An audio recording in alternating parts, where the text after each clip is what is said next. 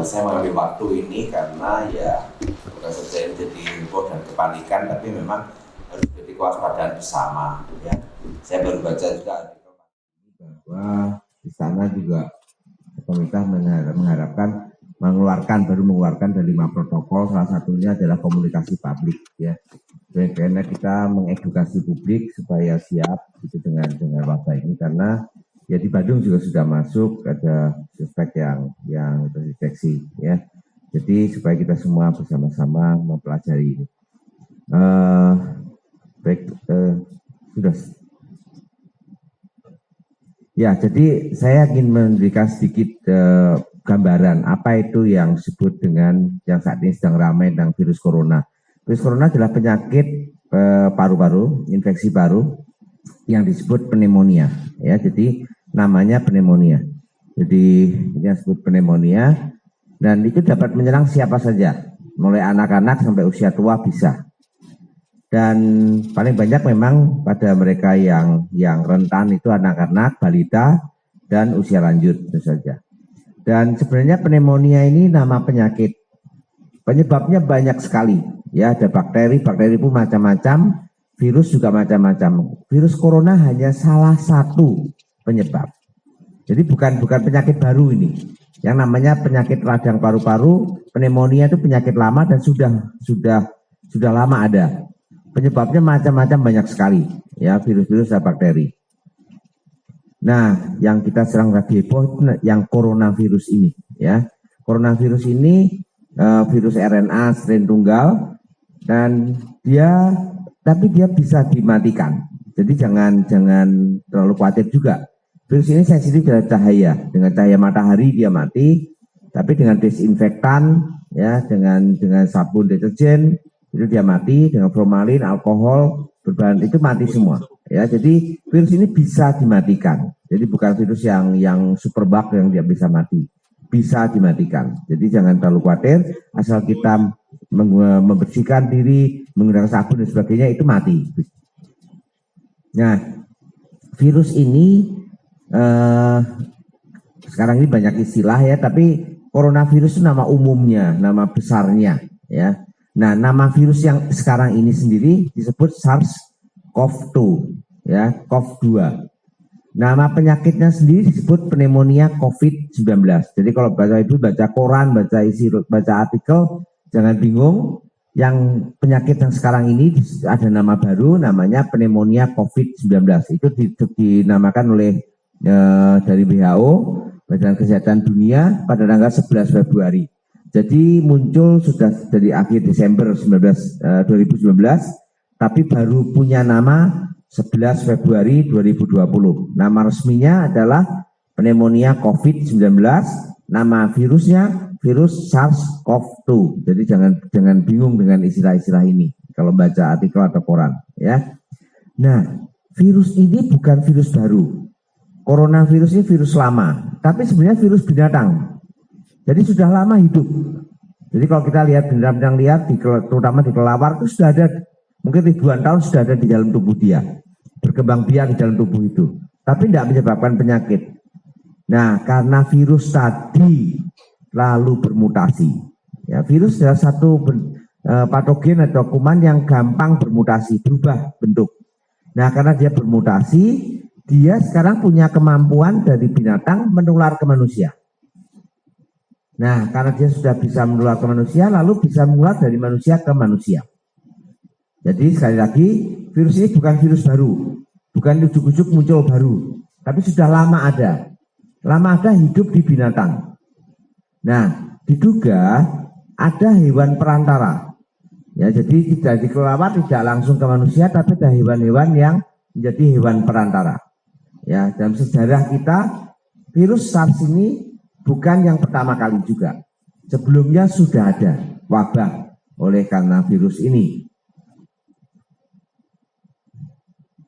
Ya, jadi sebenarnya dalam sejarah kita sudah pernah ingat tahun 2003 ada wabah SARS. Barangkali Bapak Ibu sekalian yang masih ingat tahun 2003 heboh wabah SARS. Nah, itu virusnya sama, satu keluarga dengan virus yang sekarang. Maka itu sekarang disebut SARS-CoV-2, ya, CoV kedua. bukan yang pertama. Karena yang pertama sudah ada waktu itu tahun 2003 muncul di Cina juga. Nah, waktu itu diduga asal mulanya juga dari kelelawar, lalu menular ke musang, dari musang ke manusia. Jadi ketika virus itu bisa bermutasi dan menyerang hewan lain, itu sebenarnya dia sudah berubah bentuk. Hingga dengan dari situ lalu menyerang ke manusia. Lalu dari manusia ke manusia. Wabah itu juga demikian hebat waktu itu. Lebih dari 8.000 kasus di seluruh dunia. Angka kematian sekitar 9-10%. Angka kematiannya. Nah, itu 2003. Lalu hilang dengan sendirinya. 2004, 2005 banyak. Lalu ada lagi virus baru, MERS-CoV, Mediterranean coronavirus. Jadi ini virus corona yang kedua. Jadi ada Mediterranean coronavirus. Waktu itu munculnya di Arab Saudi, di pasar onta. Diduga dan ditularkan oleh onta. Maka itu kalau Bapak Ibu mengikuti di televisi, Menkes pernah bilang virus onta itu bukan guyonan, tapi ini disebut virus onta karena muncul di onta. Diduga juga dari binatang yang lain. Jadi kelelawar dulu, lalu nular ke onta nular ke manusia. Jadi ini virus yang kedua. Waktu itu menyebar sampai 27 negara, tapi jumlah kasusnya tidak banyak, hanya sekitar 7.000 lebih. Ya, dengan angka kematian sekitar 858 kematian atau sekitar 34%. Jadi kalau dari segi ganasnya, virus ini lebih ganas. Ini 29% yang meninggal, ini 34,4% yang meninggal. Jadi ini lebih ganas. Tapi Tuhan menolong. Walaupun lebih ganas, jumlah kasusnya sedikit. Dan hilang dengan sendirinya juga. Bayangkan kalau angka kematian sebesar ini, 35%, yang mati segitu banyak. Gitu ya. Dari 100 orang yang sakit, 35 meninggal. Tapi toh tidak banyak kasusnya. Dan akhirnya juga 2014 sudah tidak kedengaran lagi kasusnya. Meskipun bukan berarti hilang, masih ada 1-2 kasus. Nah, baru yang sekarang ini, coronavirus yang sekarang, COVID-19, muncul pertama di bulan Desember 2019. Waktu itu, pertama artikel yang pertama muncul, 31 kasus yang awal, diduga langsung dari binatang. Jadi waktu itu para ahli masih berpendapat, ini virus baru, pneumonia yang misterius, yang ditularkan oleh hewan ke manusia. Tapi tidak dari manusia ke manusia. Jadi waktu itu pun masih diperkirakan demikian. Munculnya di kota Wuhan, Cina, di satu pasar. Di mana pasar ini pasar jualan binatang-binatang dan seafood. Nah, semua kasus yang pertama berasal dari pasar itu. Pedagang pasarnya atau pengunjung pasar yang memang beraktivitas di sekitar itu. Atau orang jualan yang lain tapi dekat jualan binatang-binatang liar yang eksotik seperti itu. Ada kelelawar, ada ular dijual di situ. Diduga virus itu dari kelelawar menular ke ular, dari ular ke manusia. Nah, itu semua kasus dari daerah tersebut, dari pasar itu. Nah, sampai hari ini tadi malam ya tanggal 7 itu kemarin jam 4.43 ya, jadi setengah 5 jam 5 sore kemarin jumlah kasus sudah 104.000. Angka kematian 3.526, sekitar 3,38%. Tetapi ada yang sudah sembuh, ya sekitar 58.000 lebih itu sudah sembuh, ya setengahnya lebih sudah sembuh. Jadi sekali lagi bisa sembuh, ya jadi jangan terlalu panik. Virus ini sudah sembuh dan angka kematiannya tidak setinggi virus corona sebelumnya. SARS pertama angka kematian 9%, yang kedua 34,5%, yang ini 3,38%, 3,4%. Jadi lebih kecil sebenarnya angka kematiannya. Tapi menyebar lebih cepat. Ya, lebih cepat penularannya virus ini. Nah, ini seluruh dunia. Nah, Cina paling banyak tetap ya masih angkanya sekitar 81%, 84% di Cina, 16% di luar Cina. Tetapi yang menarik di Cina sudah mulai menurun angkanya. Tapi di luar Cina justru makin meningkat. Ya, di Cina ini sendiri mulai turun. Angka tiap harinya kalau tadinya setiap hari sudah 2.000 kasus, sekarang hanya 200-300 kasus per harinya. Padahal tadinya sampai 2.000-3.000 kasus baru setiap hari. Jadi ada perubahan. Sekarang mulai keluar Cina malah. Dan di Cina paling kita lihat di paling banyak di Korea Selatan, lalu Italia, lalu Iran. Dan berikutnya adalah di kapal Diamond Princess. Ini satu kapal semuanya ketularan. Dan yang heboh di kapal itu, ya. Jadi penularan terbanyak di luar Cina itu di Korea Selatan, Italia dan Iran. Itu sebabnya sekarang ini pemerintah melarang semua orang yang masuk dari sana tidak boleh. Dari 3 negara ini sudah dikeluarkan aturan dari pemerintah tentang itu. Nah, bagaimana cara penularannya? Penularan virus ini itu lewat transmisi dari manusia ke manusia, droplet. Droplet itu percikan ludah itu droplet, ya. Lalu kontak langsung, jabat tangan, nyentuh, gitu ya. Lalu menyentuh benda atau yang terdapat virus sebelumnya. Misalkan saya ini orang tertular virus corona, gitu ya. Misalkan, semoga tidak ya. Lalu saya ngomong gini, itu percikan ludah saya nempel di meja ini, gitu ya. Lalu habis ini Christian yang jadi bicara, pegang mic ini, pegang tangan, lalu pegang mulut, nah itu bisa menular. Itu yang namanya penularan yang ketiga ini, kontak dengan benda-benda atau permukaan, ya. Jadi yang pertama adalah droplet itu paling banyak, ya, percikan ludah. Dikatakan dari orang yang batuk ini bersin itu paling banyak, sekitar 40.000 keluar, ya. Jadi kalau kita bersin itu 40.000 droplet keluar. Kalau batuk 3.000, kalau bicara 5 menit 3.000. Jadi saya ngomong sekian ini, di sini sudah penuh droplet saya, ya. 3.000 kali sekian 5 menit, tiap 5 menit 3.000 keluar nempel semua di sekitar ini. Ya, jaraknya 1 meter. Jadi kalau Bapak Ibu yang lebih dari 1 meter dari saya tidak terpengaruh. Tapi yang di tempat ini itu terpengaruh. Jadi biasakan jangan sembarang nyentuh dan jangan biasakan nyentuh wajah kita. Karena kita sudah nyentuh macam-macam ini dari tadi. Nah kalau kita nyentuh wajah kita tertular. Ya, itu karena droplet ini. Ini ada di mana-mana.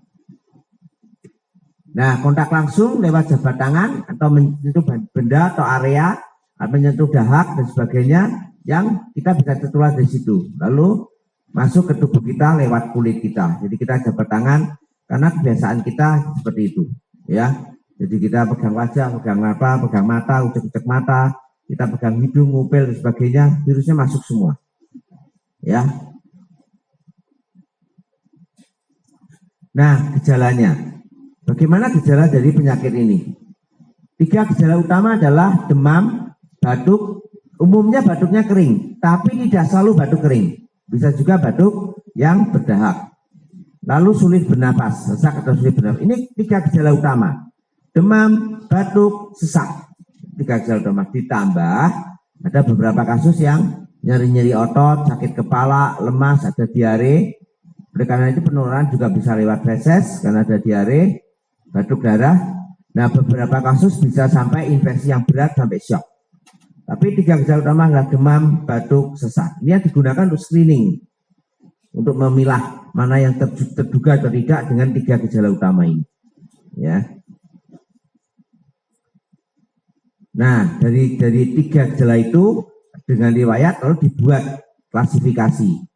Orang yang tertular itu dibagi-bagi. Yang orang dalam pemantauan, orang curiga atau suspek, dan orang yang confirm sebagai penderita. Nah, orang dalam pemantauan. Kalau ada riwayat demam, ada riwayat batuk-batuk, ya tapi belum berat, belum ada sesak, belum ada gejala-gejala yang lain, foto ronsen masih normal, tapi dia dari bepergian ke luar negeri. Itu termasuk orang dalam pemantauan. Dianjurkan orang-orang ini istirahat di rumah, jangan kemana-mana. Jadi kalau Bapak Ibu baru pulang dari luar negeri dalam waktu 14 hari dan mulai ada batuk pilek, ya jangan kemana-mana, di rumah saja, pakai masker supaya tidak menulari orang yang serumah. Itu anjurannya. Ya itu namanya orang dalam pemantauan. Istirahat. Sekarang di mana-mana sudah dikeluarkan peraturan seperti itu. Sekolah-sekolah juga mengeluarkan, yang sakit jangan sekolah. Bahkan Universitas Maranatha juga mengeluarkan seluruhnya, mulai dosen, karyawan, bahkan mahasiswa, kalau sakit dan baru pulang dari luar negeri, di rumah saja. Ya. Jadi sudah dikeluarkan peraturan ini. Perusahaan-perusahaan juga sudah mengeluarkan seperti itu. Mereka yang pulang di luar negeri di rumah saja. Ya, saya berapa kali dapat pasien datang, mereka di luar negeri dikirim perusahaannya untuk dicek, ya tertular atau tidak. Lalu nasihat saya, jangan masuk kerja dulu, di rumah dulu 14 hari. Itu namanya orang dalam pemantauan, ya belum sakit tapi dipantau. Jadi istirahat di rumah. Kalau timbul perburukan dalam perjalanan di rumah itu, kalau jadi sesak, panasnya makin tinggi, segera ke rumah sakit rujukan, jangan keliling-keliling ke dokter. Itu namanya bawa penyakit kemana-mana. Anda ke tempat praktek dokter, di situ banyak orang sakit, Anda nular ke orang-orang lain yang sebenarnya sudah sakit, sehingga gampang ketularan. Jadi langsung menuju rumah sakit rujukan.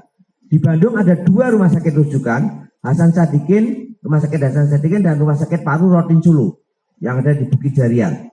Jadi kalau Anda merasa sebagai penderita, mulai tertular, Anda dari luar negeri, mulai sakit, langsung aja ke tempat 2 rumah sakit ini. Jangan keliling ke pindah dokter, itu malah nyebar penyakit kemana-mana.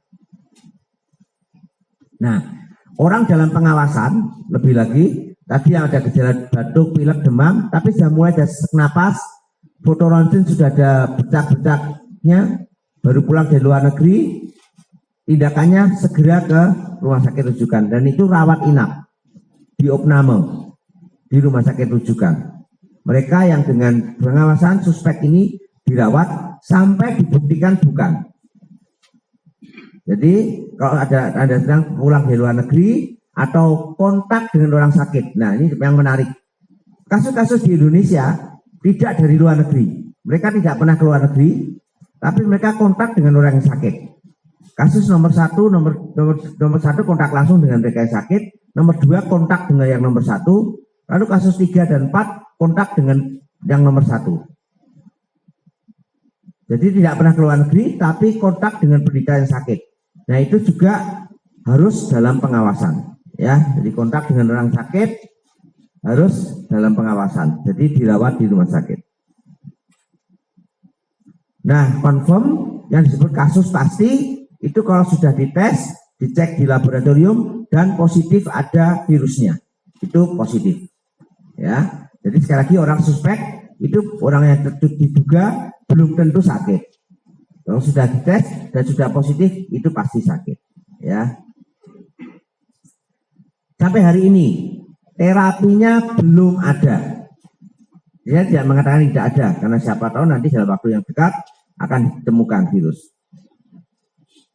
Vaksinnya belum ada. Jadi juga heboh cari vaksin, belum ada vaksin khusus untuk virus ini. Ya, terapinya belum ada, vaksinnya belum ada. Lalu pertanyaannya kenapa orang-orang sakit ini dirawat? Terus saja kita tetap merawat mereka untuk memperbaiki keadaan umumnya, supaya keadaan umumnya sehat sehingga dapat mati sendiri virusnya oleh daya tahan tubuh. Diberikan antibiotik, lalu terapi-terapi untuk mengatasi keluhan-keluhannya. Kalau batuk dikasih obat batuk, sakit otot, sakit kepala dikasih obat pereda sakit, demam dikasih obat pereda demam, itu tujuannya dirawat. Ya. Nah, kemudian juga mencegah komplikasi, karena meninggalnya karena komplikasi. Ya. Dan juga mencegah penularan. Kenapa mereka dirawat? Supaya mencegah penularan ke orang lain. Rawatnya juga di ruang isolasi. Jadi bagi kita semua sini, karena tidak ada obatnya, tidak ada vaksinnya, maka kita harus menggalakkan atau mulai dengan gaya hidup sehat. Kita semua. Ya, sekali lagi, virus itu ada di mana-mana. Kita tidak tahu kapan kita tertular. Maka itu hati-hati, kita gaya hidup sehat, makan dengan gizi yang seimbang. Bukan makan mewah, bukan makan enak, makan yang bergizi. Ya, makan dengan gizi, rajin olahraga, istirahat cukup, jam tidur kita cukup.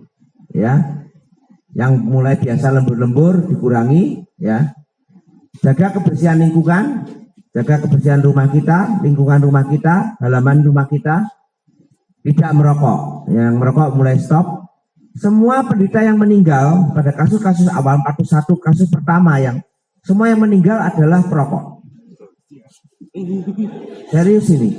Karena kualitas paru yang jelek tadi menyebabkan ketika kena virus dia lebih jelek. Jadi semua yang meninggal itu ternyata adalah pada perokok. Yang tidak perokok survive.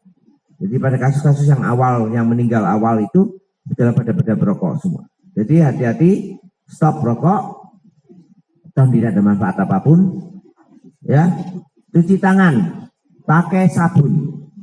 Tidak cukup disiram air saja. Cuci tangan pakai sabun. Nanti kita belajar bagaimana. Gunakan masker kalau sakit. Ya, kita harus mulai belajar bertanggung jawab ke lingkungan kita. Biasakan, kalau saya sakit sadar diri, saya sakit. Saya lagi batuk pilek, pakai masker. Masker untuk yang sakit, bukan yang sehat. Jadi jangan heboh, semua kemana-mana sekarang ini pakai masker. Jadi tren seolah-olah gitu ya, gaya hidup baru. Pakai masker. Masker untuk yang sakit. Sampai semua diserbu saya masker kehabisan, orang sakit butuh masker nggak ada. Karena semua orang sehat pakai masker, nggak ada gunanya. Masker untuk yang sakit. Banyak minum, ya, banyak minum. Banyak minum, sering-sering minum, ya. Makan makanan yang dimasak. Hati-hati karena sekali lagi penularan ini dari hewan. Jadi kemarin saya juga bicara sama istri saya, kalau ke pasar beli hewan hati-hati langsung bawa sanitizer di kantong. Begitu milih hewan kan ibu-ibu kalau nggak pegang dagingnya itu kayak nggak mantap gitu kan. Nggak cukup dilihat, dipegang-pegang dagingnya. Nah habis itu langsung pakai hand sanitizer. Jadi jangan biasakan pegang hewan sekarang ini. Ya, daging hewan maupun binatang kita biasakan. Setiap kali pegang-pegang hewan langsung cuci tangan. Karena tadi virus ini menular pertama nggak langsung ke manusia, ke hewan dulu. Jadi hewan ke hewan. Ya, jadi biasakan itu. Kalau ke pasar, mulai sekarang bekal sabun dan bekas sanitizer, cuci tangan. Lalu masak makanan tadi dengan masak, ya, jangan makan daging mentah dulu.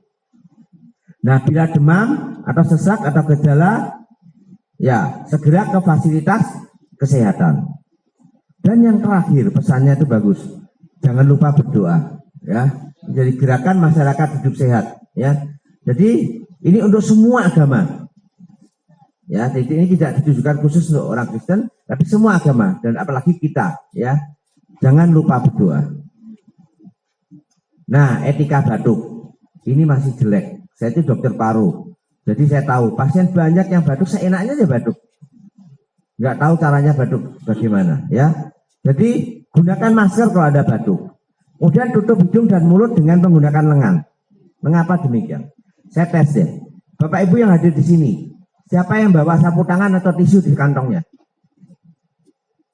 Hanya 1, 2, 3, 4, 5, 6. Selebihnya nggak bawa.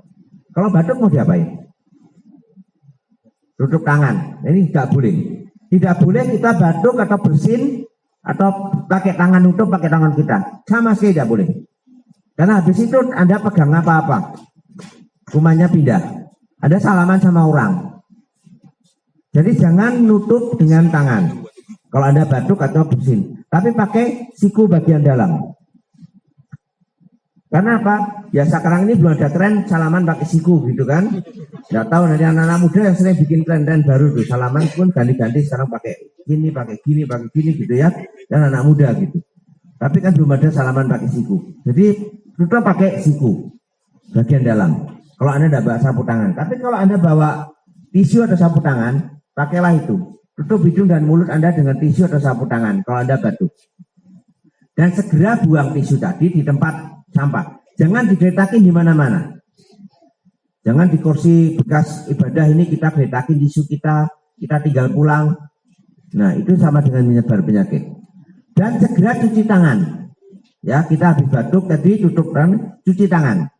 Ini sekarang ini dibiasakan. Cuci tangan lebih efektif mencegah virus ini daripada pakai masker. Jadi sering-seringlah cuci tangan, ya. Nah, cuci tangan yang betul, pakai air yang mengalir dan cuci. Jangan lupa punggung tangan juga, ya. Dibersihkan dengan lap. Jadi cuci tangan ya cukup yang tangan bagian dalam, tapi punggungnya juga dibersihkan. Nah, pesan saya untuk anggota jemaat GKI Bandung, ya khususnya, kalau sakit flu atau baru pulang dari luar negeri, lebih baik jangan datang ke gereja dulu. Bukan saya kejam, tapi ini sudah dilakukan juga banyak gereja sudah begitu. Banyak gereja sudah memberikan pengumuman seperti itu. Gereja-gereja yang besar juga di Bandung sudah memberikan pengumuman seperti itu. Kalau Anda baru pulang dari luar negeri dan Anda sakit, jangan ke gereja dulu. Di rumah saja dulu. Pakai masker untuk melindungi supaya tidak menular ke yang lain. Dan Jadi hubungi majelis atau gembala jemaat, ya. Mereka nanti bisa kontak saya. Majelis atau gembala jemaat. Jadi lebih baik di rumah saja supaya tidak menyebarkan penularan.